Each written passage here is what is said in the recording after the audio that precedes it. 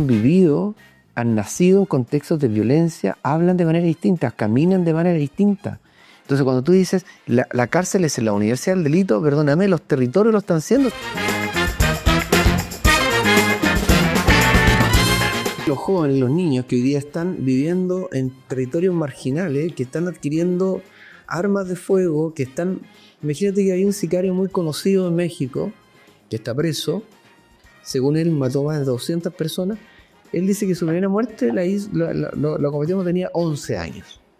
Y le preguntan, ahora preso, adulto, si le generó algún tipo de remordimiento. Es que no tenía otra opción. ¿Y qué porcentaje de esa gente, después de entrar a la cárcel, sale mejor? Todos estudiamos que la cárcel es resocializadora, que es la oportunidad para que vuelvan, sean devueltos a la sociedad, convertidos en buenos ciudadanos. ¿Pasa eso? Yo creo que la cárcel ha sido un tema que muchos han querido invisibilizar, ¿no? En la cárcel a nadie le importa, se quiere construir una cárcel, nadie quiere que se construya cerca. Todos quieren más seguridad, más comisaría, más carabineros, más PDI, pero nadie quiere una cárcel. Entonces, como no entender el problema, ¿no? La cárcel no es un espacio de castigo, es un espacio donde ellos tienen que cumplir condena. Claramente es un castigo, un reproche penal y que tienen que ellos sentir que es una pena, ¿no? Pero además también la cárcel tiene como objetivo, dentro de lo que es la pena, que estas personas abandonen el delito como medio de subsistencia y puedan insertarse a la sociedad. Y utilizo este concepto de insertarse porque muchas de estas personas que llegan a las cárceles no son personas las cuales nosotros vemos que deben ser reinsertadas, sino que insertadas, porque han vivido al margen de lo que nosotros entendemos como sociedad. Y son personas que han nacido también carentes no solo de temas económicos, sino carentes también de afectividad. Entonces, la violencia que ellos utilizan es parte de su medio de sobrevivencia. Entonces, es otro el escenario, ¿no? La cárcel tiene un componente importante de lo que no queremos ver, de lo que está ocurriendo en la sociedad. Un basurero. Ahí sabe. Yo creo que la cárcel es el mejor termómetro para saber si la sociedad está enferma o no. Porque cuando nos vemos en la cárcel no nos estamos dando cuenta que mañana lo que se va a generar es mayor delincuencia y además más violenta. Mientras más precaria sea la cárcel, mientras menos condiciones de habitabilidad existan, las personas se van a tornar más violentas, van a tener más sed de venganza. Entonces, la cárcel, particularmente en Latinoamérica, está vista como castigo, ¿no? Castigo per se, ¿no? Entonces, mientras más pobre sea la cárcel, bueno, es un castigo, se lo merecen. No nos damos cuenta que cuando crecen estas personas, quizás van a ser mucho más violentas de lo que eran. Entonces, la cárcel tiene que ser un espacio digno, un espacio donde existan condiciones de habitabilidad, donde el Estado sea el que imponga el sistema de reglas, donde el Estado evite la violencia, donde, fíjate, importante en esto, en donde el Estado realmente le dé oportunidades a las personas de reinsertarse, pero también tiene que ser un lugar en donde las condenas altas terminen. Las condenas elevadas no sirven de nada. Lo que sí, y les duele mucho a los privados de libertad, independientemente del país en el cual se encuentren, es el régimen asociado a la pena. Puede ser pena muy corta, pero intensiva en el régimen, y que eso sí los hace retroceder. Entonces, quizás cuando se hablan de derechos humanos, que cualquier cosa que tú quieras hacer, que los internos vistan una prenda que el Estado les provea, no, vas a atentar contra sus derechos humanos. Eso no debe entender nada de lo que ocurre dentro de la cárcel. O sea, el tipo de tren de Aragua que se va a meter a la cárcel y que va tranquilo a meterse, va a armar una red, va a tejer contacto, va a armar su propia oficina, va a establecer un sistema jerárquico. O sea, esto de que llegar y mandar más gente a la cárcel, cuando son personas de este perfil, es contraintuitivo, pero podemos estar generando un problema mucho mayor que el que estamos teniendo con esas personas. Bueno, por eso que la cárcel tiene que tener también niveles adecuados de segmentar a los distintos tipos de internos que tenemos, partiendo de la básica, separar la delincuencia común de la delincuencia organizada. La delincuencia común, la que tú muchas veces te he escuchado también comentar, una delincuencia muy carenciada, precaria. El palo malo que se roba una cosa, el supermercado.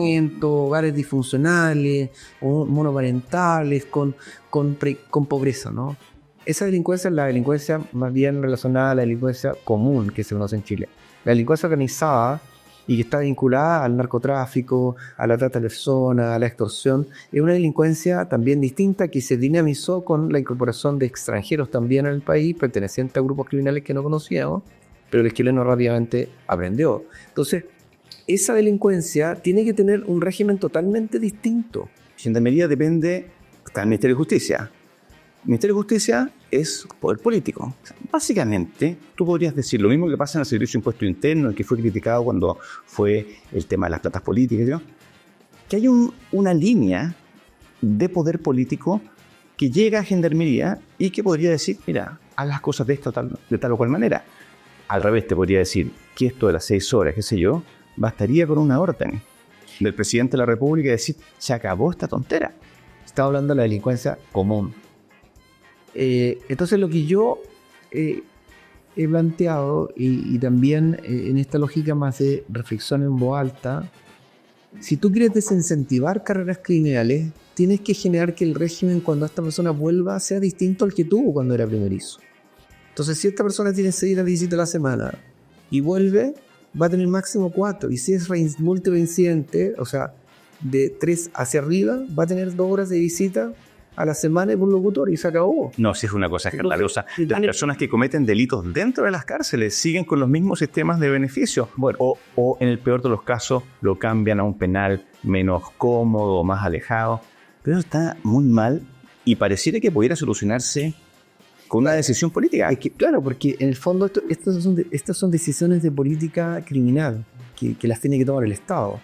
Pero como la cárcel nadie la ha considerado como parte de lo que es la política criminal, porque fíjate tú que cuando se habla de cómo atacar el fenómeno de la delincuencia, históricamente en Chile se ha hablado de la modernización de la policía, más recursos a las policías, más recursos al Ministerio Público, más recursos al Poder Judicial, y Gendarmería parece ser que nos acordamos cuando el hacinamiento empieza a ser muy elevado, construyamos cárceles, pero la cárcel per se no es una solución. Aquí lo que hay que mirar es una gestión distinta de las cárceles. Más cárceles o mejores metros cuadrados o mejor ladrillo no es sinónimo de la mejor gestión. Entonces, ¿qué estamos pensando de la cárcel? No, la cárcel tiene que ser disuasiva, respetuosa a los derechos humanos, pero disuasiva. Si tú no, aquí hay personas que desde la lógica de la teoría y nunca han estado en una cárcel, nunca han estado conociendo la realidad, cómo operan los grupos criminales dentro de la cárcel. Entonces opinan con tal nivel, incluso se autodenominan en materia penitenciaria, totalmente, y no tienen idea de lo que están hablando también. Y tú puedes leer muchos libros, y uno también, pero es muy distinta la realidad de la cárcel, en el sentido de que cuando hablan de que tú vas a tomar medidas que pueden para algunos significar no sé, una afectación a los derechos humanos, muy por el contrario. Los delincuentes hoy día organizados abusan de otros dentro de las cárceles, los explotan. Hay algunos que se autodefinen perritos. Entonces, dime si no es cruel cuando no entendemos que el fenómeno de la trata de personas, ponte tú, hoy día hemos descubierto que el crimen organizado utiliza a mujeres y las explota sexualmente. Y dentro de la cárcel, ese abuso está. Y tú tienes que evitar ese abuso.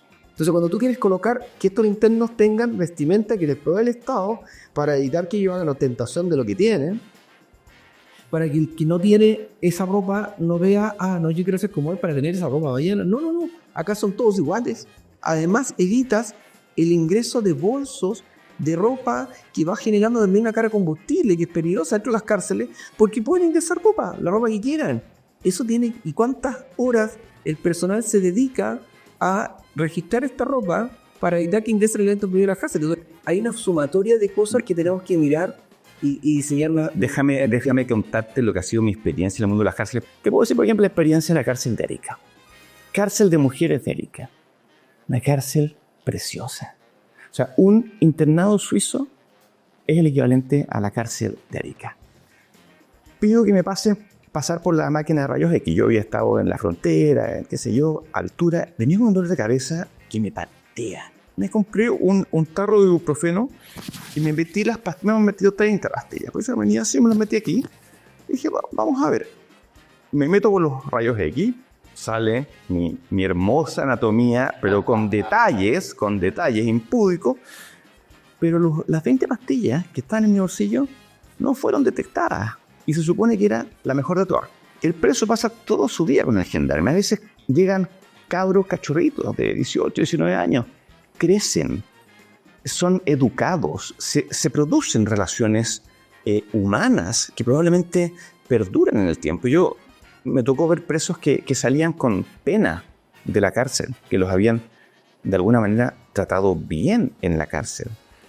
Y me encontré con otras cosas, vamos a hablármelo todo yo, como los cambios de los sistemas o de las estructuras jerárquicas. Bueno, todas las cárceles, y el que diga lo contrario es mentira. Hay sistemas jerárquicos de los propios internos. No son las leyes del Estado las que priman, no únicamente. Son las leyes de los internos. Y en esos lugares el que manda es el más malo o el más fuerte. Eso pasa en todas las cárceles. Desde Gaza, la franja de Gaza, que la podemos considerar una cárcel, manda el más malo hasta cualquier otra. Pero cuando yo era chico, uno escuchaba que los narcos o que los violadores estaban en la escala más rancia, más baja, de menos respetabilidad del mundo intelectual. Ahora, el narco está en la cima. Y quizás no es el narco, pero es el narco porque el que está en la cima, según lo que me contaban, lo que veía, es porque el tipo que tiene plata. Claro. Y el tipo que tiene plata van y le dicen: tío, mi abuelita está enferma, tome. O yo se lo soluciono. O tío, mi mamá se va a operar, tome. Yo me pregunto, en un mundo real de convivencia diaria, donde los chilenos somos además amistosos, también puede pasar que un gendarme diga: pucha, mi mamá no tiene, la van a operar. Y no tengo amigos con plata. La persona que tiene plata es esta persona. ¿Cómo se da ese mundo de relaciones al interior de la cárcel? Porque se habla poco de esto y es súper importante tenerlo arriba de la mesa. Gendarmería toda la vida descansó, por ejemplo, todo lo que es la seguridad perimetral en los gendarmes más jóvenes, recién egresados a la escuela, haciendo turnos extenuantes. Era impensado que un gendarme pudiese trabajar 2, 3 días continuos, durmiendo menos de 4 horas. ¿Y eso pasa ahora? Todavía en algunos penales. Entonces, ¿cómo tú le vas a exigir? Yo cuando era oficial de guardia, créeme que no, yo, como oficial de guardia muy joven, pasaba ronda, era unidad la cual trabajé yo en la cárcel de Valdivia, la Isla Teja, en cárcel antigua, después Coronel, cárceles muy, muy pobres, digamos, muy poco seguras. Y tú veías a los gendarmes trabajando con casi 18 años de servicio, trabajando 6, 7, 8, 9 días, durmiendo menos de 4 horas. Menos de 4 horas, literal. Porque las garitas se cubrían cada 4 horas. Turno de 12 a 16, de 16 a 20, de 20 a 24, de 00 a 4 de la mañana, y eran 2 gendarmes por puesto de vigilancia. Uno estaba arriba y el otro estaba durmiendo. Entonces, literalmente eran menos de 4 horas las que dormía ese gendarme al día. Porque en el día, cuando estaba supuestamente descansando, o estaba en la visita, o estaba haciendo traslado de interno, pues no dormía. Entonces, imposible que una persona pudiese resistir esa carga de trabajo y estar en condiciones de responder. Entonces, la inteligencia, los sistemas de electrónicos con inteligencia artificial pueden facilitar mucho y suplir esas funciones. De hecho, en mi administración eliminamos todas las garitas puestos de vigilancia en la cárcel de Punta Arenas. Mira, en el incendio de San Miguel, situaciones que fueron terribles, 81 personas fallecidas, y fue un enfrentamiento entre internos. Yo nunca estuve de acuerdo que fueran declarados los 81 como víctimas, porque también están los victimarios ahí, y mucha gente que murió ahí no deberían, ni siquiera era violenta.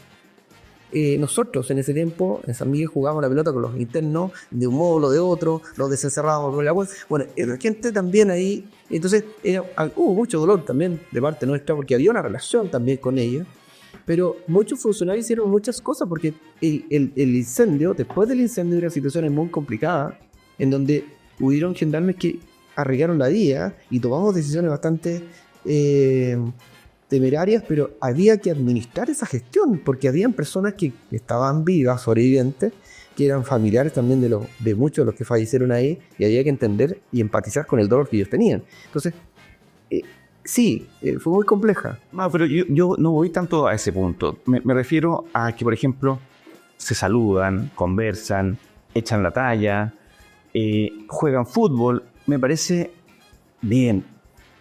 Probablemente te doy un cigarrito o por favor usted dígale a mi mamá tal cosa. No te estoy diciendo pedir plata, que es algo más extremo, pero se va produciendo una relación natural entre los seres humanos cuando comparten un mismo espacio durante mucho tiempo y que se producen vínculos y se pueden producir incluso relaciones de afecto. Es una ciudad, la cárcel es una microciudad que desgraciadamente muy poca gente conoce en su dinamismo. Creo que si los jueces y los fiscales las conocieran, la mayoría nunca estaban en una cárcel, serían bastante más responsables con la prisión preventiva y con un montón de otras cosas. La población criminal, primero, tiende a venir de ciertos lugares específicos. Y tú has hecho algunos estudios de eso, cuéntame. Al mismo tiempo, los gendarmes, también muchas veces el papá, el hermano, o generalmente son del sur. Hay una familia de gendarmería o varias familias, pero hay un grupo. O sea, son dos grupos que se tienden a ver las caras muchas veces, porque además está el tema de la reincidencia y eso. Pero he mencionado muchas cosas. ¿Es verdad que la gente que llega a la cárcel proviene de lugares muy específicos de las ciudades o del país? Porque si eso fuera así, tenemos un tema tremendo. Mira, nosotros, esta era una pregunta que nos hicimos muchas veces varios. Siempre está la lógica donde se cometen los delitos, ¿no? Y se hacen planes en donde colocan más unidades, más refuerzo policial, ¿no? Y claramente el delincuente, si ve eso, va a ir donde no lo hay. Claro. Entonces eso genera movilidad y estos planes tienden al fracaso. Si lo importante es saber dónde viven los que delinquen. Dónde vive el que va supuestamente a asaltar o a cometer un delito en esta esquina, pero dónde vive. Y hay que analizar ese entorno porque pueden haber condiciones espaciales que estén generando lamentablemente que personas, en vez de optar por la educación formal como medio de movilidad, utilice la delincuencia y vea que es mucho más atractivo en menor tiempo y con mayor cantidad de dinero como retribución a la actividad que están generando. Entonces hay una distorsión también ahí. Y lo que hicimos nosotros particularmente el año, estaba como director nacional en ese minuto Marco Fuentes, yo era jefe de gabinete de él. Hice un estudio con cerca de 9.000 condenados en Santiago. ¿Dónde viven estos 9.000 condenados? Y lo hicimos con el Centro de Inteligencia Territorial de la Universidad de Orfridaña, que dirige hasta el día de hoy Luis Valenzuela Olegian. Y me acuerdo que una de las primeras preguntas de la universidad era si la legua era la comuna donde se concentraban, o población donde se concentraban más personas vinculadas a la ley de fentanilo o ley de droga. Y no era, porque yo te puedo asegurar que para muchos en Santiago, si a alguien le preguntaran en ese tiempo, pudiesen haber considerado que esta población es la más vinculada a área. Entonces, esto, el 2019, ya como director, lo hicimos tanto en la región metropolitana. O sea, recién, o sea, esa información es fresca. En 2013, el que hizo Marco Fuentes, y el 2019 lo hicimos nosotros, pero no solo en Santiago, y con todos los internos que estaban cumpliendo condena tanto en penas privativas como penas sustitutivas, sino que también lo hicimos en el Gran Concepción y Valparaíso. No la región, pero las ciudades. Y las georreferenciamos también. Y además georreferenciamos a sus visitas. Quienes, cada privado de libertad, puede enrolar a 10 personas, de las cuales 5 pueden ingresar por evento.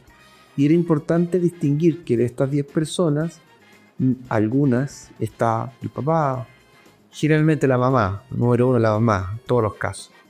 En algunos el papá, el hermano. Y hay algunos que ellos catalogan como amigos, ¿no? Gendarmería cuando a estas personas la enrola, le entrega un carnet con una foto, el nombre, el RUT, el parentesco y la dirección. Entonces tú puedes enrolar donde viven estas personas. Y con esta variable de familia directa o amigos, tú puedes empezar a leer también dónde están redes que apoyan y se pueden visibilizar redes criminales. La cárcel puede ser muy importante para distinguir y diferenciar, de acuerdo a la teoría, no cuál es la concentración o no que hay de determinados grupos criminales, pero también a identificar dónde viven. Sí, mira, es que cuando tú vas a la población hoy día y tú lo ves, hoy día Chile está comprando más vehículos blindados para la policía porque hay sectores en donde tienen que entrar prácticamente contra reloj, sacar al que supuestamente tienen que detener para ponerle a disposición del Ministerio Público, y todos los elementos probatorios que pueden encontrar, droga, armas, dinero, y tienen que sacarlo de la población antes que la población reaccione a los soldados y se los intenten quitar o se enfrenten la policía con estos grupos que puedan ser de apoyo a estos grupos, a estos criminales. Entonces lo que parece ser que estamos entendiendo que para entrar a esos territorios tenemos que entrar altamente con un contingente importante y blindado, porque asumimos que ahí a lo mejor hay un grupo criminal que nos puede incluso enfrentar. Uh-huh. Entonces ya no tenemos el monopolio como Estado de la violencia. Pero son los mismos grupos, las mismas partes de la ciudad que quedan referenciadas como los lugares de normalización del crimen, sí, contagios criminógenos, donde te puede dar cierto estatus, incluso irte en cana o o tener armas. Así es. Entonces mira, el tema es que cuando reconocemos eso, lo que tenemos que asumir es que ahí el Estado está ausente y el que está tomando decisiones son los grupos criminales. Y hay gente que vive ahí que no quiere ser delincuente, ni lo va a hacer, ni mucho menos que sus hijos lo sean. Y esa gente está totalmente hoy día sometida por estos grupos criminales. Y la discusión es si entramos vamos a generar muertes. Sí, pero hay que generarlas. Porque tenemos que salvar a esa gran mayoría de personas que no porque vivan ahí las tenemos que sacrificar. Sí, lo que tenemos que hacer es generar inteligencia de esos territorios para tomar decisiones. Porque esas personas que están sometiendo a otras las conocen. Pero jamás te van a poder ir a decir a ti a una comisaría o van a ir a declarar al Ministerio Público si mañana lo vamos a... Tenéis que pincharle los teléfonos, tenéis que sapearlas, tenéis que hacer otra forma. Por supuesto. Otra forma. Y a esos sujetos los tienes que claramente identificar y tomar medidas ahora, antes que sigan creciendo. Lo mismo ocurre en las cárceles. Exactamente lo mismo. Entonces aquí... Eso, perdóname que te interrumpa, porque eso significa que muchas de las personas que están presas y que están en las cárceles son personas que fueron de alguna manera obligadas o forzadas. Pero mira, si cuando tú encuentras hoy día al interior de una cárcel las personas que van a buscar los pelotazos, que tanto generan esta inseguridad también en los ciudadanos y por oculta razón, el que va a buscar la pelota no es el que la encargó, el perrito. Y cuando lo sorprende Gendarmería vendiendo droga, ese tipo lo van a condenar de nuevo. Pero el que estaba enriqueciéndose con eso no es él. No, pues al final... Por eso el criterio de la buena conducta dentro, claro, el dueño de la cárcel tiene excelente conducta porque manda a matar, manda a cuchillar, manda a hacer las cosas. Por eso no pueden estar juntos. Entonces, mientras no tengamos un sistema... Y déjame decirte que estoy pensando, acabo de descubrir una de las claves probablemente, porque en los lugares donde los presos tienen derecho a voto, votan por los candidatos que plantean estrategias más duras contra la delincuencia, el control territorial de las ciudades, porque probablemente están diciendo, mira, si hubiera habido Estado de Derecho, si mi barrio no hubiera estado controlado por los narcos y hubiera estado el Estado presente, yo no estaría acá. Es muy curioso, no sé si te has fijado, que votan de una forma, yo creo que rarísima. Todos en el primer ensayo constitucional, lo que se votó en ese plebiscito, yo creo que todos consideraban que la cárcel iba a estar a favor, ¿no? Y votaron en su mayoría en contra. ¿Más que el resto del país? ¿O que sus grupos como comparables? Ganó la opción rechazo en el primero. Y en el segundo... Lo ganó en todas partes, salvo en 2 o 3 comunas. ¿Las cárceles también? Sí. No, yo esto lo he visto en otras partes del mundo. O sea, y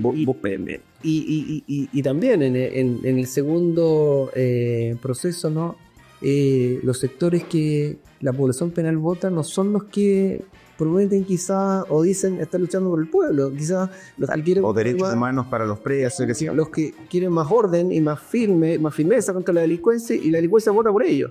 ¿No te parece extraño eso? Bueno, es que conversando estas cosas no, porque la vida dentro de la cárcel también es durísima, o sea, es muy jerárquica, es muy violenta, es muy abusiva. Probablemente es mucho más abusiva que lo que es afuera. Y lo que está ocurriendo ahora, y no en este caso, sino que en varios, algo totalmente distinto a lo que se venía haciendo como historia. Todos hemos aprendido de otros. Yo tengo muchas personas que me enseñaron a mí a entender la dinámica carcelaria, cómo se daba y qué teníamos que hacer. Hablar no solo de la administración, sino que de la gestión. El objetivo de la cárcel no es solo que estas personas se sequen en la cárcel, sino que también darle oportunidades. Tienen que saber diferenciar, y esta lógica de lo que te aumenta los territorios. Oye, cuando tú encuentras droga en un espacio común, el interno que tú le quieres la droga, el que va a levantar la mano Es el que no es. es el que no es, es el más serio. Obvio. Nunca va Obvio. a... Bueno, entonces, El pecora en italiano, el cárcel- chivo expiatorio, sí. la cárcel es como que al vivo, que se reconoce vivo, lo protege sin querer y castiga al más débil. Bueno, eso a mí me lo enseñaron a no hacerlo. Y ojo, y te digo, oficiales antiguos, suboficiales antiguos. Eso no es porque esta persona no tiene ninguna opción de no responsabilizarse, si no lo van a matar. Hemos dicho que necesitamos hoy día clasificar de mejor manera la población penal. Lo segundo, que mientras más años de condena, más te complejiza la clasificación. ¿Por qué? Porque sí, esto es todo un tema sistémico que no podemos analizarlo.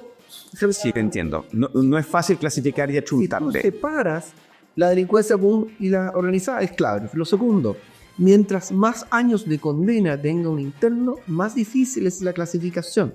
Mientras menos años de condena, es más fácil la clasificación. ¿Y por qué te lo voy a decir? Porque las penas cortas, pero con regímenes diferenciados de reclusión más intensivos en el control, son mucho más disuasivas para los internos. Si usted parte con 6 horas de visita, si usted sigue delinquiendo, Te relaja. con 2 al Bien. mes y por locutorio. Pero cuando es así relajado, es una forma de vida a la que te puedes incluso acostumbrar. Claro. Entonces, si usted, por ejemplo, un delito altamente rechazado, y yo lo comparto, si usted, delitos de parricidio, infanticidio, régimen totalmente distintos. Que no tengan derecho a beneficio en cambio penitenciario, ni ley de rebaja, ni libertad condicional, porque son delitos altamente rechazados socialmente y tampoco hay evidencia estos delitos que tengan, sobre todo la pedofilia, que tenga algún tipo de tratamiento que sea la condena de principio a fin y se acabó. Pero también tenemos, Francisco, que asumir que en esta lógica de si usted mata a un carabinero o mata a un PDI o un gendarme, usted no va a estar ni siquiera con derecho a cita íntima, y cita cero, y con régimen totalmente al margen de 23 horas de encierro, 1 hora de patio con salida diferida a patio. O sea, ese tipo de delitos nosotros no lo queremos que ocurra en Chile. Entonces, la respuesta no es la condena, es el régimen. Totalmente. Eso también hay que discutir. Régimen diferenciado de reclusión, pero más corta, por ende más baratas para el Estado, pero mucho más efectiva. Y eso está en cuanto al régimen, no a la extensión de la condena. Sí. Déjame llevarte a varios temas que has mencionado. Primero, ¿cuánta de la gente de la población penal es autorreciclada, reincidente? Y de estudio que hizo Gendarmería, más o menos similares que hizo Paz Ciudadana, el 50% reincide a los 12 meses. Estimativamente, según tu experiencia, o si hay datos, de los crímenes más perturbadores que ocurren en la sociedad son atribuibles a un grupo limitado de personas y además un grupo probablemente conocido de personas. Es una pregunta bien brutal la que te estoy haciendo por las consecuencias que tiene. Sí, y que tú le estás... yo remontaría a la clasificación que hace Gendarmería entre internos que tienen bajo, mediano y alto compromiso delictual. Uh-huh. El alto compromiso delictual hoy día está relacionado con la vinculación con el delito a más temprana edad, pares criminales, baja educación, cicatrices en el cuerpo y delitos también sensibles. Hoy día la delincuencia masculina está cercano al 40% con esa categoría de alto compromiso delictual. Uh-huh. Lo que sí hoy día es urgente, lo intentamos hacer nosotros, no sé en qué está, partimos 2 años, pero no terminamos un instrumento que era clasificar a aquellos internos que, lo que tú me decías, que pertenecen al crimen organizado, que no tienen baja escolaridad, que no hablan COA, que no necesariamente lo tienen tatuadas. Yo creo que, igual a la respuesta que te di, yo creo que mucho de esto, el costo por delinquir para algunos es bajo, porque la cárcel es su segunda casa. No tienen Es el estigma. motivo. Exacto. Entonces, volver a la cárcel donde tengo mis pares, donde tengo mis amigos, tengo mi red, delito violento, delito, digamos, que me puede generar réditos en materia incluso económica. Entonces, la cárcel es mi segunda casa y además, dentro de la cárcel ingreso celulares, ingreso droga, ingreso alcohol. Tengo mis amigos. Y además me gano más lucas, ¿no? Que es, ojo, que es la gran amenaza que tenemos en la región, en donde lamentablemente la gobernanza criminal se ha hecho mucho más presente en estos últimos años en distintos penales en la región, porque el mercado cautivo de la cárcel pasa a ser hoy día un objetivo del crimen organizado. Y acá en Chile insistimos, creo que irresponsablemente, en decir que tenemos el control de las cárceles, y no es así. Entonces, no podemos tener como teníamos durante 20 años, ¿no?, que la cordillera nos protege de todos los males. No, el crimen organizado opera de acuerdo a lo que ellos deciden, independientemente del territorio. Ellos están replicando un modelo criminal exitoso, no lo están ensayando ni lo están improvisando. Entonces, si han tomado control en Ecuador, están teniendo control en Colombia. Si lo importante es hacer algo hoy día y que evite que mañana lo que está ocurriendo en otros países ocurra en el nuestro, y que gendarmes hoy día no pierdan la vida en manos de grupos criminales porque solamente hicieron la pega. Entonces, eso es lo que hay que tratar de evitar. Ahora, tal como decíamos, que cuando se da la noticia de que se va a ir un preso del Tren de Aragua a la cárcel, no debería considerarse una buena noticia. Cuando uno dice, mira, no hay ni un motín en las cárceles, tampoco necesariamente es una buena noticia, porque significa que tienen el control, que están tranquilos, que pueden trabajar, que desde dentro llegan a esa parte de la ciudad que tú tienes dateada con la información. O sea, la capacidad de amenazar, la capacidad de controlar el territorio externo, de extorsionar a la gente que está dentro, es muy, muy, muy, muy fuerte. Entonces, a ver, te pongo en problema. ¿Cómo funcionan esos modelos predictivos o las comisiones para ver si sea libertad vigilada o no? Y si quieres, metámonos en problemas. Vamos al caso de la niña Amber o cualquiera que conozcas tú, de cómo se puede adivinar. Es muy difícil predecir el riesgo, esa clasificación que tú me decías. Bueno, ahí era un caso emblemático, lamentable asesinato de esta adolescente, ambas.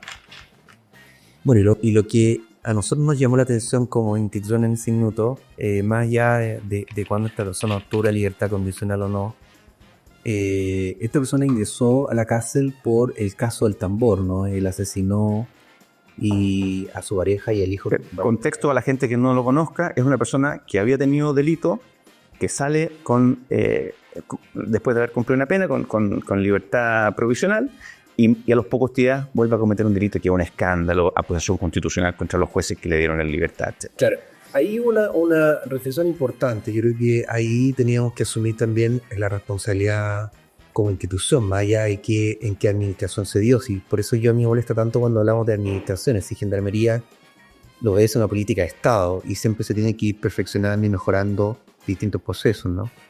La idea es que Gendarmería sea una institución mucho más querida. Ojalá algún día. Debería ser, perdona que te diga, debería ser primero que nada una institución autónoma. Segundo, una institución, uniformada, armada, por lo menos una parte de ella encargada. Bueno, no sé si se llamaba policía de prisiones o no. No sé en qué momento tonto le cambiaron el nombre y el concepto, pero es una policía encargada de la gente más peligrosa del sistema.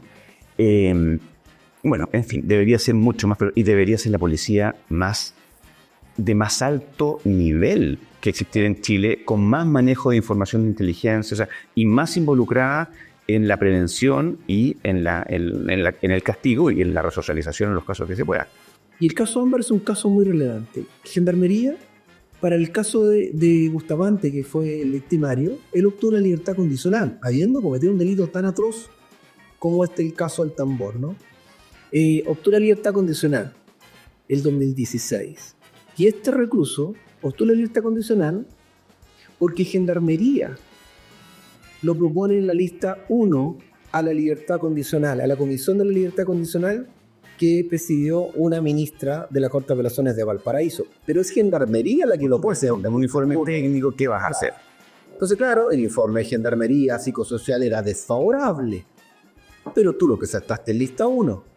Entonces, pero no quiero entrar en mayor complejidad la respuesta, sino que lícitamente porque Gendarmería evalúa lo que es la conducta en guardia interna. O sea, ¿cómo se porta el interno? Obviamente que un interno de estas características se tiene que portar muy bien, porque sabe que por el delito que tiene, en otras dependencias lo va a pasar muy mal. Entonces se cuida muy bien. No dice ni poco, ¿no? Entonces, la asistencia a taller, a escuela, era lo que mide Gendarmería y en consecuencia, dado esa mirada que es bastante básica, ¿no? Cumple con los requisitos, checklist, sí, está lista 1. Aun cuando, desde lo psicosocial, no está en condiciones de optar a este beneficio, por pero te sentaste en lista 1. ¿Qué hicimos nosotros? Un trabajo que se hizo con un equipo multidisciplinario. Nadie es Superman de las gestiones, lo digo, porque aquí es un trabajo de todos. Se modificó justamente el que esa variable de conducta, de comportamiento, estuviese asociada a la intervención que entrega Gendarmería a través del plan de intervención individual. Entonces, justamente, curiosamente, obtiene la buena conducta, no habiendo concurrido a ninguno de los 8 talleres o 9. Ninguno, porque no podía salir de la sección, porque si no podía ser agredido. No fue ninguno, ni siquiera al taller de defensores sexuales. Entonces, ¿qué hicimos nosotros? ¿Sabes qué? Vamos a vincular esa conducta o comportamiento a la intervención. O sea, si el interno, muchas veces el interno que es choro, que él no va a ir a la escuela, que él no va a un taller, se no va haciendo muebles, porque el tío. Bueno, la expresión de la usted decide eso, usted nunca va a tener la conducta buena. A lo más va a llegar a la conducta regular.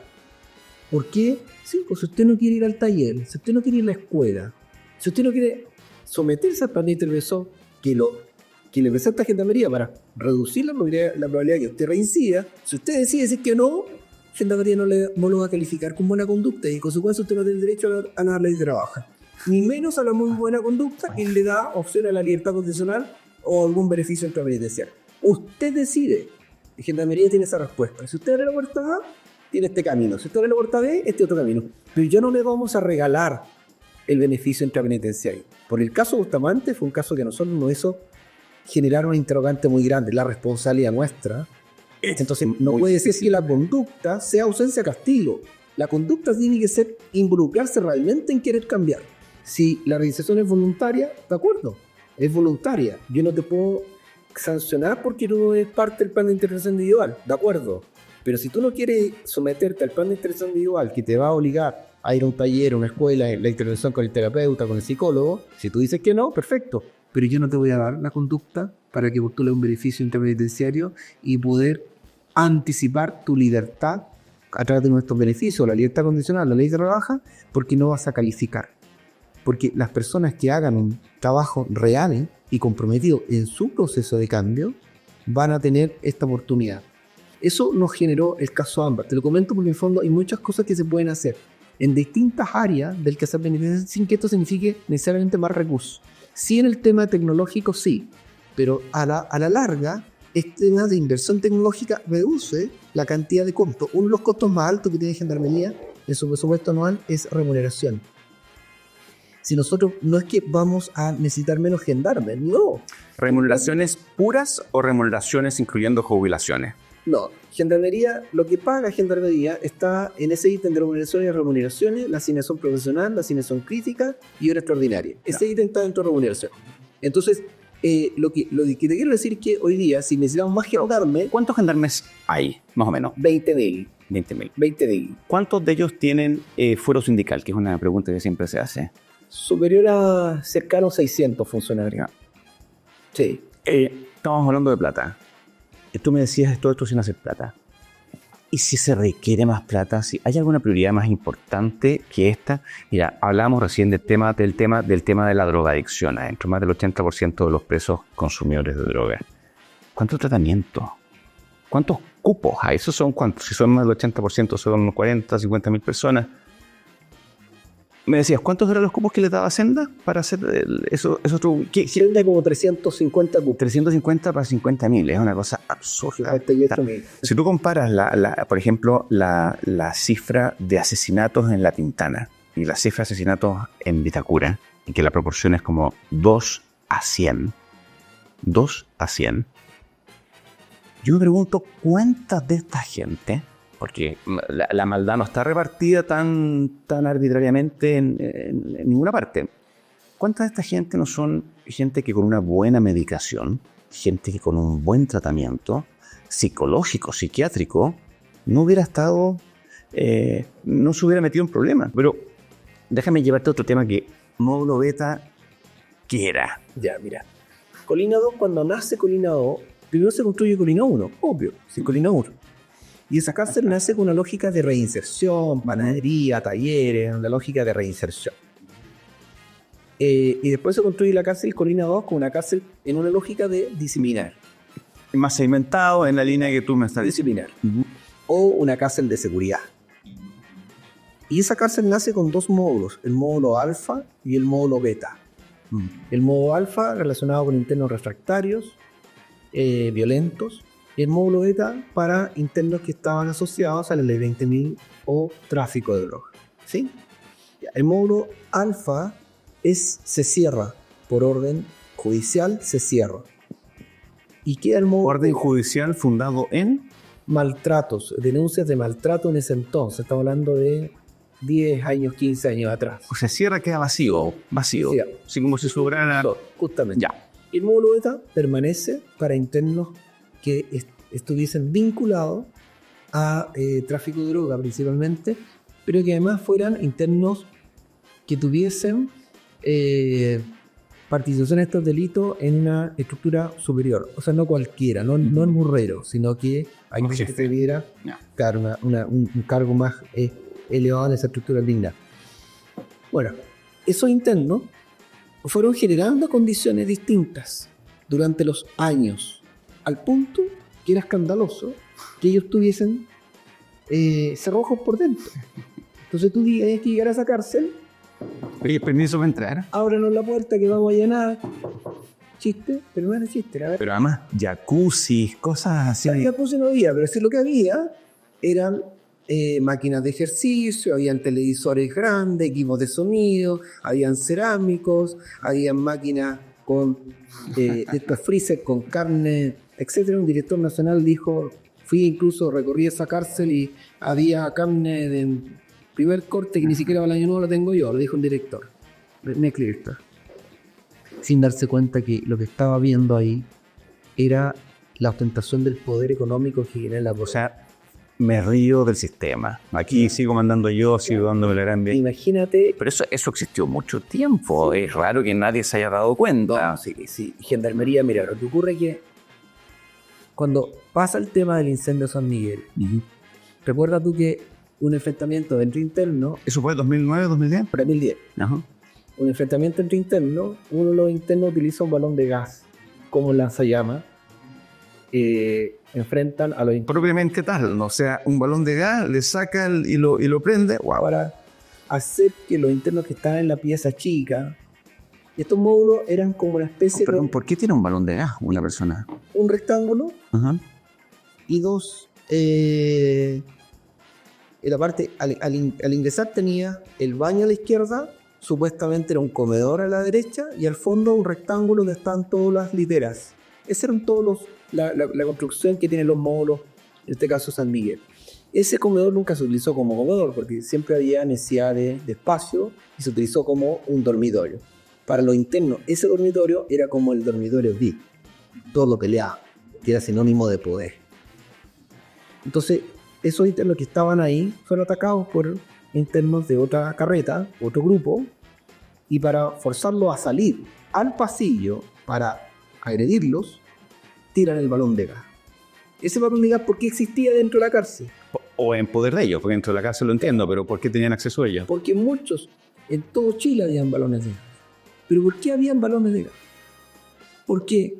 Y te lo voy a explicar con una... Parece que para algunos es lo mismo, la huelga de hambre y la huelga hambrienta. Escuchaba, te quería preguntar. Entonces, ¿y qué tiene que ver el balón de gas con esto? Bueno, conversemos. La huelga de hambre cuando el interno no come, ¿no? Y puede ser el día, pero no ingiere... o eso dicen por lo menos. Claro, líquido o alimento, huelga de hambre. Y la huelga ambienta es cuando todos los internos van y demandan que le entreguen su comida, aunque te la boten. Van y exigen que te le entreguen comida.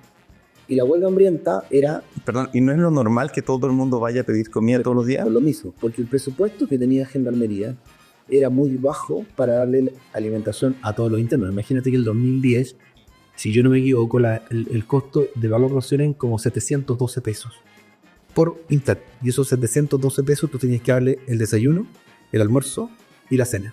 ¿Quiénes cocinaban? Los perques. ¿Y quién pagaba la comida? Los más poderosos. Ahí tienes otra demostración de poder también, sin darnos cuenta. Todas las... No, claro, y el sistema obliga a tenerlo. Pero déjame, estoy pensando en una cosa, porque decimos, cada preso cuesta $1.000.000 de pesos al mes, más o menos. Sé que hay cárceles que cuesta 4, o qué sé yo, Isla de Pascua, que son más caras, pues ya, $1.000.000. Pero además, la persona tiene que pagar muchas veces seguridad, le tienes que llevar comida, la familia tiene costos, hay que pagar abogados, o sea, están los jueces, el sistema procesal penal en general. O sea, cada persona que está en una cárcel cuesta muchos millones de pesos y genera muchos problemas graves como para no estarlo tomando muy en serio. Por eso te decía, si hay que gastar más plata, ya estamos gastando mucha plata. Hay que gastar un poco más de plata, pero para pasar al sistema donde esto funcione. Pero te interrumpí. Balones de gas. Sí, entonces, lo que pasa es que, no, entendiendo totalmente tu intervención, y la comprendo, el tema es que como no había presupuesto para darle comida a todos, cuando ellos demandaban la huelga hambrienta, presionaban al sistema y el sistema tenía que terminar negociando con ellos para que pararan y pusieran la huelga hambrienta, porque no teníamos comida para todos. Y un porcentaje interno que se conocen como los patitos, que lo único que tienen es lo que le da el Estado. Entonces tú le dabas comida a 4.000 y esos 4.000, 2.000 la botabas. Los otros se la comían, porque no tenían opción. Entonces, bueno, ¿qué se hizo después de cuando alguien lo analizó antes? Quitarlo para no negar, porque era un factor de riesgo. No estáis loco. Esto va a generar un estallido de todas las cárceles, ¿no? Bueno, pasó el incendio de San Miguel y se analizó en serio retirar todos los balones de gas. ¿Y qué es lo que se resolvió en la reunión de trabajo donde yo estuve? Dentro de varios más, estaba el director Más Ferrer, o Wilton Oporro, cuando se analizó esto, estaba Marco Fuentes como su director operativo. Habíamos varios en esa reunión y se resolvió finalmente que se aumentara el doble el valor razón, pero aumentando el doble el valor razón, se retiraron los balones de gas. Y eso se fue haciendo de manera progresiva en distintos penales, pero el valor razón aumentó y se fueron retirando todos los balones de gas. Hoy día no debería existir ningún balón de gas al interior de las casas, ¿ok? Entonces, tiene que ver con esto mismo del módulo beta. Entonces, el módulo beta era, si retiramos a estos internos de acá, va a generar una situación muy complicada en Colina, porque estos internos además proveen de droga a los demás. Entonces, ¿quién lo hace? Oye, pero ¿quién autorizó la máquina de ejercicio? ¿Quién autorizó esto? Bueno, las cosas están autorizadas como poco menos tienen derecho adquirido.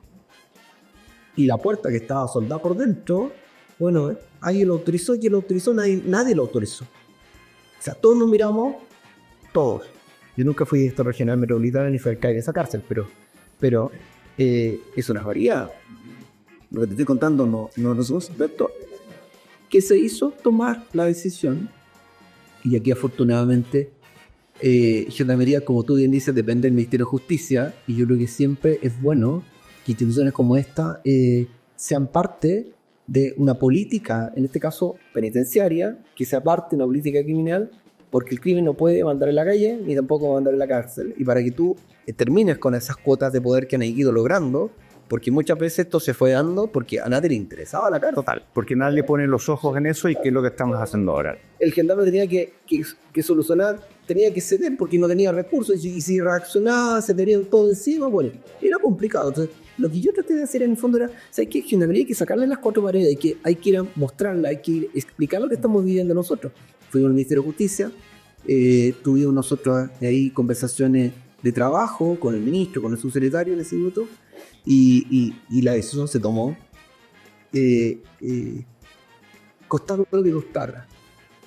Aquí vamos a tomar esta decisión, vamos a eliminar el módulo beta y vamos a evacuar esos 103 internos, distribuirlo en todo Chile, y además la decisión más importante que tenía que ver también con Colina 2 en total era que esta cárcel de Colina 2, como era una cárcel disciplinaria, una cárcel de seguridad, para que los internos optaran a beneficios intrapenitenciarios tenían que irse a Colina 1. Esa conducta en Colina 2, llegar a Colina 1, el Consejo Técnico o Autoridad Independiente tenían que también observarlo, por ende la vuelta era muy larga.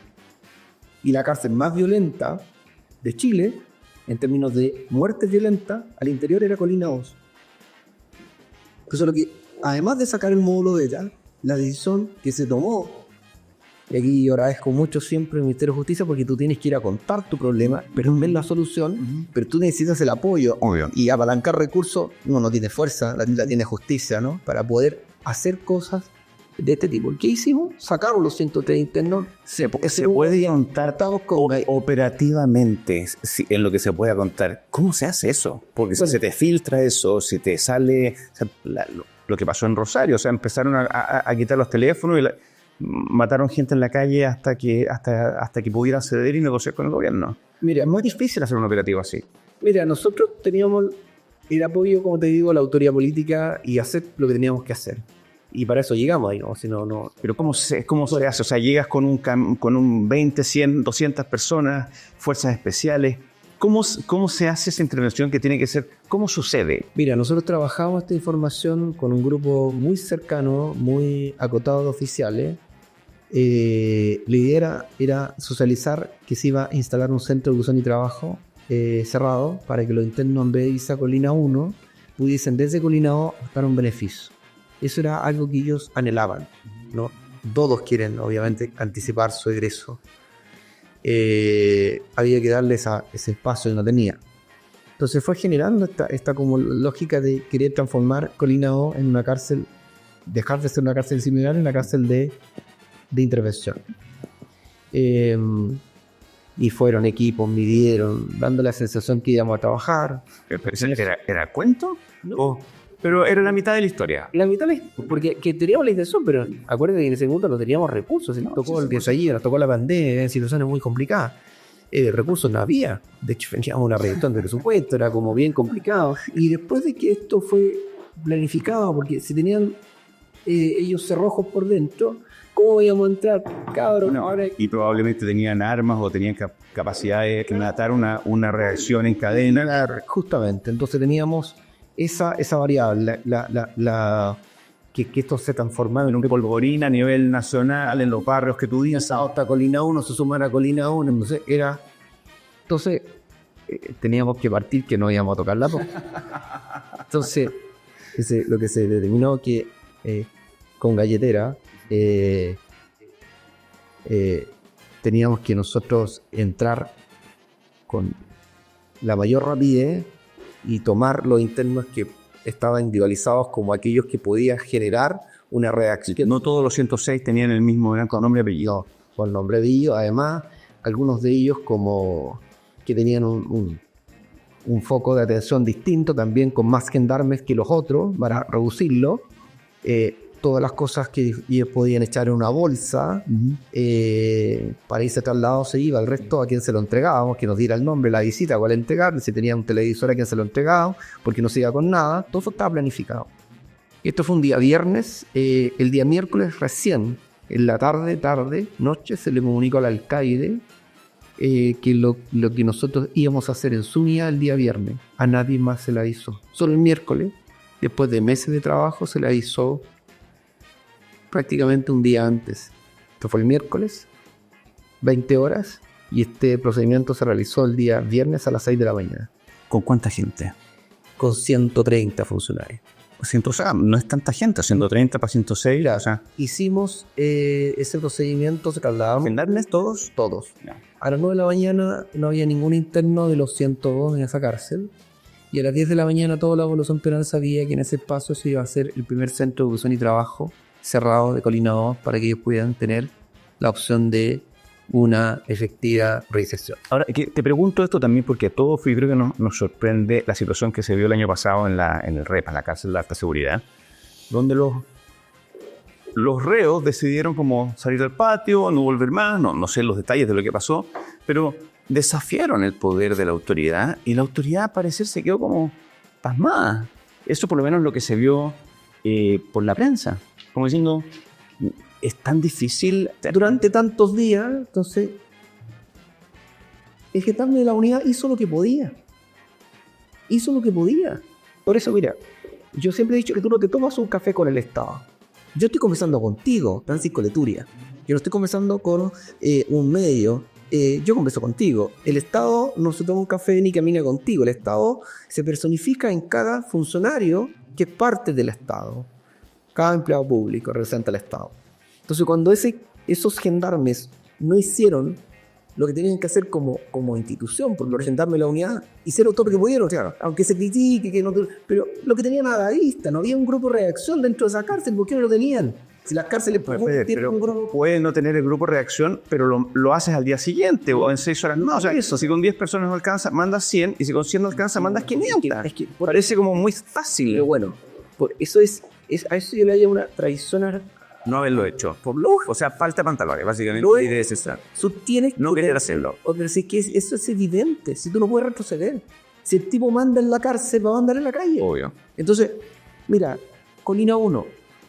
Motín en Colina 1. Después del medio motín que nos comimos ahí en Santiago, ¿no? Sí. Con todo lo que significó. En Puente Alto. Pregúntenle a Sergio Mico. Tratando de dialogar con los internos hasta cuando se cansó, le tiraron de todo, ¿sí? Fierro, de todo, el Mico, él trataba de intervenir. A mí nadie le puede decir que Mico no estuvo en la unidad, Mico estuvo en Santiago 1, Mico estuvo en Colina, Mico estuvo en Puente Alto, Mico estuvo en la pandemia, viéndolas cómo estaban las medidas para evitar que murieran muchos internos, como en otros países lamentablemente ocurrió. Y bueno, Mico me dice al final, Sergio, esto no tiene tranquilo. Sigamos dialogando y y logramos desencerrar a los internos, se entregaron, etcétera. Pero también uno tiene que manejar esto, no generando que esto se transforme en más violencia. ¿Cuál es la lógica de tener un conflicto con nosotros? Al final, nosotros estamos cumpliendo un mandato legal. Ellos están peor libertad porque yo quiero, están peor y se van a meter en más problemas. Están peor libertad porque cometieron un delito. El Gendarmería no lo juzgó, el Gendarmería se sacaron su custodia. Entonces, no pueden pasar la línea. Y nosotros también tenemos que respetarlo ellos, porque tampoco tienen que faltarnos el respeto a nosotros. En el trayecto yo tomé una decisión. Estos internos eran los únicos en Chile que tenían visita al interior de las torres, de los dormitorios. ¿Visitas incluso conyugales? De todo. Sí, no había control de Gendarmería. Esto hace 20 años. Gendarmería cede estas visitas. En un motín, de manera espuria, los reos logran instalar. ¿Negociado? Sí, negociado. De hecho, uno de los internos que se atribuye esa negociación con la autoridad de la época, creo que todavía está recluido, el loco Rubilar, él se atribuye a haber negociado y que le exigieron la visita al interior de las torres y que, bueno. Entonces, esto también, y créeme Francisco, el año 2009, por ahí hay un niño de 9 años que fue violado por un interno dentro de la casa. Obviamente, o sea, si los dejas entrar a los pabellones hacinados y las visitas son adentro, ahí, o sea, además las cosas que tienen que haber visto los niños, los familiares que iban a ver. Bueno, entonces, esas autoridades que seguramente en su minuto vieron que esto era, entre comillas, viable negociarlo, se dieron. Te he hablado de 20 años hace dicho. Pero te voy a dejar una interrupción que me realmente molesta. Lo que pasa es que es chocante, y uno generalmente no tiene estas conversaciones. Tuvieron a 2 funcionarios, un oficial y un funcionario de su oficial rociados con parafina, dentro de todos estos problemas que generaron ellos a cambio de un pliego de peticiones. Y bueno, llegamos a la cárcel, le comunico a su director, Pablo Toro, al equipo que me acompañaba. Vamos a notificar a la población penal que se terminaron las visitas en las torres y van a tener visitas en los recintos de visita como las 80 cárceles restantes. Esa es una decisión de Gendarmería, por supuesto con apoyo político, pero es una decisión. O de la Gendarmería. De Gendarmería, no, sí. O sea, esto de los... Escucha. Uno como director toma esa decisión. Tú tienes que tomar esa decisión. Si ya estaba módulos quemados, le hayan pegado a nuestros funcionarios, esto había pasado todo el día, esto no podía. No tomar decisiones que avalaran la cierto, entonces eso no puede ser. Entonces, tomaste esa decisión, claro, hubieron 5 o 6 que se levantaron, así como también salieron a recorrer Chile a otros penales. Sacamos 126 internos en ese grupo. Pero Las visitas se dan en los lugares donde corresponde y con todos los protocolos que existen en todos los planes del país. Lo que uno ve en el REPA, el esfuerzo que hizo el funcionario, que todos lo criticaron, pero sí, hicieron lo que podían haber hecho, pero la institución tiene que haber estado ahí, apoyando a sus funcionarios. O sea, yo, hoy día, ¿qué pensaría yo, no? Tenemos la posibilidad que llegue a Chile la Richanga, que yo creo que va a ser un punto de inflexión importante en lo que va a ocurrir dentro de las cárceles. ¿Qué estamos pensando desde el punto de vista normativo? ¿Qué estamos pensando para el personal que trabaja en esa cárcel y que además también el personal no uniformado que trabaja en el área técnica? Los riesgos a los cuales van a estar expuestos. ¿Estamos haciendo algo? ¿Estamos viendo algo para ahí? ¿Estamos repensando la institución? Estábamos en una audiencia de familia, de internas del CPF, estaba con Fernando Lago. Con él, estábamos los dos. Y no sé si había alguien más, pero una interna que había hecho... no me acuerdo qué estaba viendo, pero ella había estado pedida libertad mucho tiempo en el extranjero. Cuando muy joven en Chile, era más bien una lanza internacional. Entonces ella me decía, o nos decía, que ella nunca más iba a cometer un delito en el país en el que estuvo, país nórdico, porque la cárcel, y nos decía, durísima.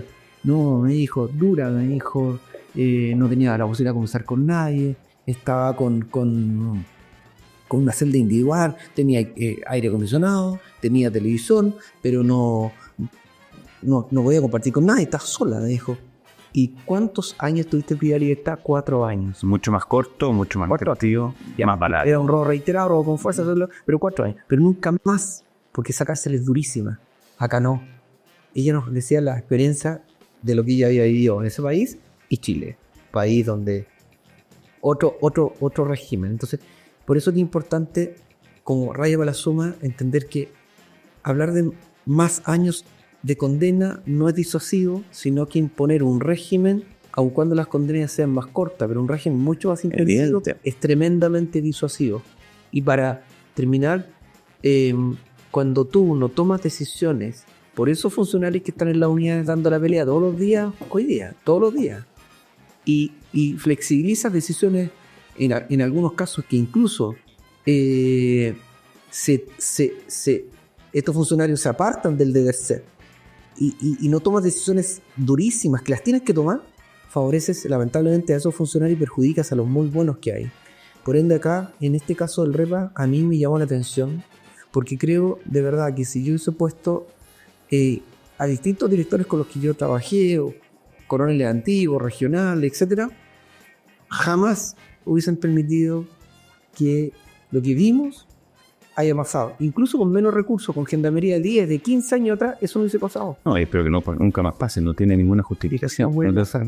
Bueno, tú cedes con los internos a cambio de traslado. Entiendo que lo que se dice hoy día, que los internos del REPAS en marzo quieren visita íntima. En esa cárcel quieren visita íntima. Y si no, van a quemar la cárcel. Bueno, esperemos que no trasladen internos para otros penales, con tal de que no quemen la cárcel, pues no tener una respuesta, un protocolo definido. Yo creo que esas cosas son las que preocupan, porque no está perdiendo gendarmería, está perdiendo el Estado de Derecho. El solo hecho que se atrevan a hacer esa petición con alguna posibilidad de que les resulte, me parece una locura. Los antiguos, cuando comentaban el sindicato del crimen, internos que alcanzaron una connotación distinta, Coronel Montaner nos contaba el motín de los Perkins de la Penny, hoy día la ex penitenciaria por la penitenciaría, el año 86, interesante historia. Dame titulares por lo menos, porque no. Que en el fondo un grupo de internos que eran abusados, que eran explotados, se pusieron de acuerdo y se fueron encima de quienes los reprimían y asesinaron en ese motín. Presos. Probablemente que lo violaban y qué sé yo. Presos a presos. Estaba hablando de delincuencia común en ese momento. Interesante. Como también errores que se cometieron cuando se validaron las ligas deportivas. Estaba hablando del año 80. Ligas deportivas significaba que los internos organizaban actividades deportivas y se erigían como directivas. En la directiva del club tanto, en el fondo lo que aprendió Gendarmería que esa forma de organizarse. Proto-bandas y proto-magia. Evidente, te lo digo sin saber la historia. O sea, y te puedo decir hoy día, las proto-bandas criminales son las garras bravas, los niños que no van al colegio y que pasan con cadenas de oro y qué sé yo, ese mundo, el comercio ambulante. O sea, no es necesario ser ningún genio para darse cuenta que son agrupaciones que empiezan a funcionar. El comercio ilegal no es tan grave. Si lo grave es que funciona detrás de una estructura que empieza a vivir desde la ilegalidad. Bueno, en fin. Todo lo que estamos viendo, Francisco, en la calle, y las personas que manejan hoy día sin patente, las personas que manejan con el teléfono mandando WhatsApp, las personas que cruzan a mitad de cuadra, el comercio ambulante, todas estas conductas, si no las miramos con atención, son conductas antisociales que pudiesen llegar a ser conductas criminales. Entonces, cuando todo esto se normaliza, hoy día tú veis vehículos. Antes tú tenías un intermitente malo, ojalá no tuviera un carabinero, porque era como un parte, ¿no? Hoy día la cantidad de vehículos que andan sin patente, entonces eso no es algo que nos debiese llamar la atención, que tenemos que atacarlo ahora ya. Una última pregunta, porque esto se puede transformar en tema de campaña presidencial. Los derechos del privado de libertad, ¿qué nos determina? ¿No están en una ley? ¿No están en una parte? Bueno, se supone el reglamento, toda la normativa que rige la reclusión, las condiciones mínimas de los reclusos que establece las Naciones Unidas, impone a los sistemas penitenciarios proteger la sociedad del delito y segunda, disminuir la reincidencia. Y dicen que la prisión tiene que ser lo menos, lo más parecida al medio libre. Oye, desde esa lógica creo que no. Si la cárcel es solo muro y que existe el autogobierno, la autotutela adentro, no, obvio, no. Entonces, yo creo que el derecho a voto, en Chile hasta delitos que no merezcan pena ficticia, hasta 3 años, tienen derecho a votar. Yo revisaría... Eso es por ley. Sí. ¿O es por reglamento? Eso es ley. No, pero me refiero yo a cosas que manejen plata. Visitas conyugales. Algunos sí, algunos no. Que tengan que andar con la ropa que se les dé la gana, que son símbolos de estatus adentro también. Podríamos distinguir reos de alta peligrosidad distintas. O sea, la regulación interna, horas de patio, horas de visita, quién se va a uno o a otro, estratificación, tipos de cárceles con regímenes más duros, otro. Eso es, además, sobre todo, la parte buena de lo malo. O sea, es que Gendarmería dependa del Ministerio de Justicia, significa que el poder político te puede decir en un minuto, se acabaron el uso de plata dentro de las cárceles. No sé qué tan complicado sea, si no será patear el avispero, pero en sí no. Es una decisión política. Porque el reglamento de establecimiento penitenciario está consagrado en un decreto supremo que no pasa por el Congreso Nacional.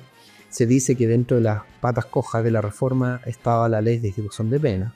Yo siempre he señalado que antes de invertir en la ejecución de pena, invirtamos en mayor infraestructura carcelaria y poder tener así mayor espacio para clasificar adecuadamente la población penal, más que invertir en control sobre algo que ya está mal. Exacto.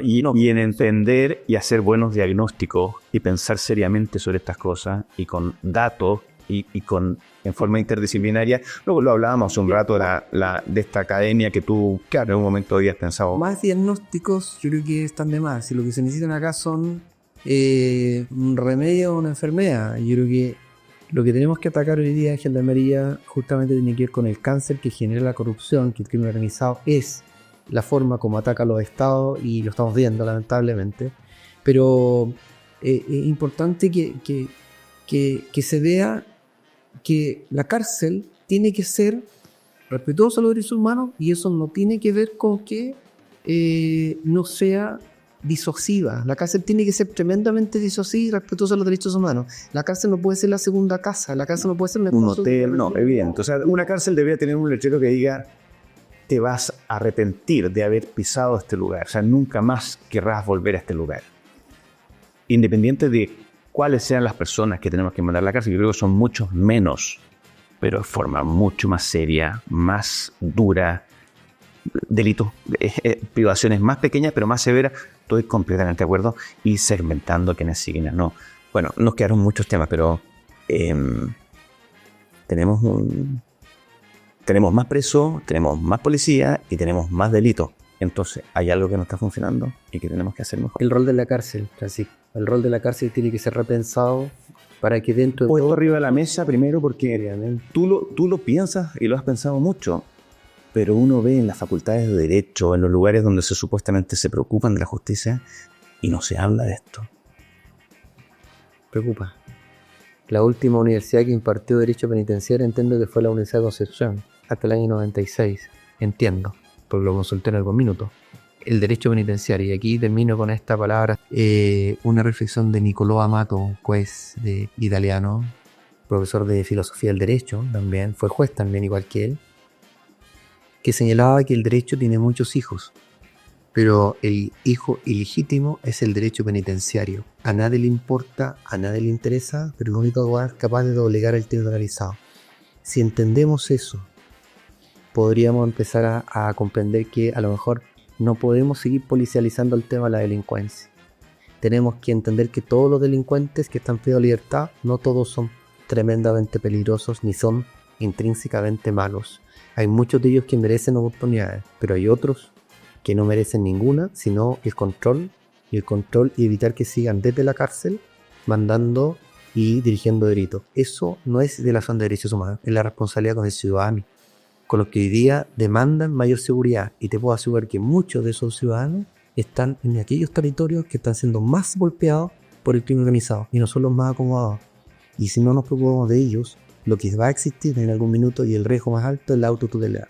Y esa responsabilidad van a ser de quienes hoy día dicen que no se puede hacer nada para no conculcar los derechos humanos.